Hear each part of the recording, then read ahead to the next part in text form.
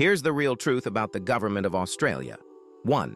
Australia is still legally a colony. It was never properly made independent. Australia's founding, the 1901 Constitution, was created under British authority, not Aboriginal authority, and not even full popular authority. The 1901 Constitution is literally titled An Act to Constitute the Commonwealth of Australia, passed by the British Parliament, not by Australian people independently. Australia never fully severed from the UK Crown.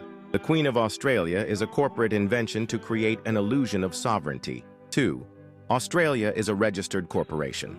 Australia is registered as a corporate entity on global stock exchanges, including the U.S. Securities and Exchange Commission, SEC. Registered corporations include Commonwealth of Australia, State of Victoria, State of Queensland, etc. This means Australians are technically treated as corporate commodities under international trade law, not sovereign citizens. 3. No legitimate treaty with Aboriginal people.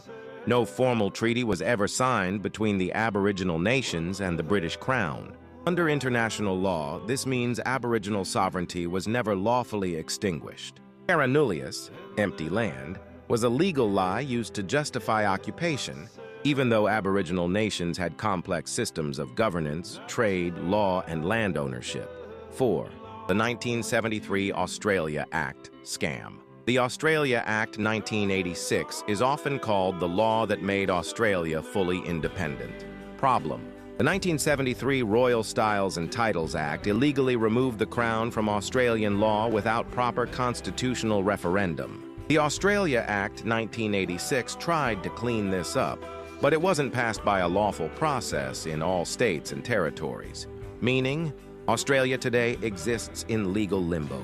It's not truly sovereign, nor properly authorized under international law. 5.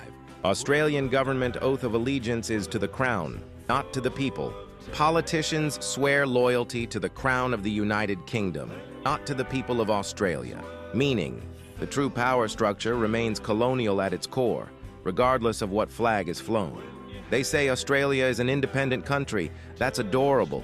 Australia was created by an act of British Parliament, registered as a corporation, and is still legally bound to the Crown, the so-called Constitution, not even written by the Aboriginal nations whose land it claims to govern.